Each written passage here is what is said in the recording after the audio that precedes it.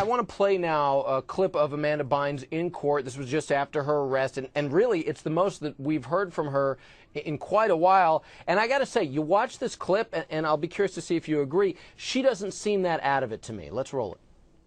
Do you live here in Manhattan now, ma'am? I do, sir. And are you planning on staying in Manhattan? Yes. And if you get arrested again, if you commit any new crimes, if you fail to come to court, even if you come to court late, bail is going to be set. It's going to be high bail if you appear before me. Is that completely clear? Yes. Yeah, she seemed pretty lucid to me. Obviously, she either is very polite or somebody was instructing her to be very polite. And after her arrest on Thursday, as you mentioned, Dr. Drew, Bynes reportedly underwent a psychiatric evaluation, but she was eventually released.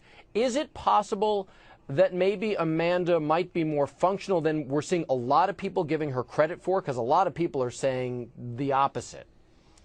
Who knows? Listen, just look at her appearance in court. That's somebody who's in trouble. I don't care what you say. Now, AJ, it's interesting you bring up Britney Spears and the way you and I used to discuss her back in the day. People would, when she jumped out of the car and shaved her head, people go, oh, isn't that interesting? Look at the crazy behavior. She's trying to attract attention. And back then, I told you the same thing. I said she's manic, she is in trouble, and she nearly died of her psychiatric condition. Thank God her parents stepped in and made a difference in the trajectory of that young lady's life. The same thing needs to happen here with Amanda.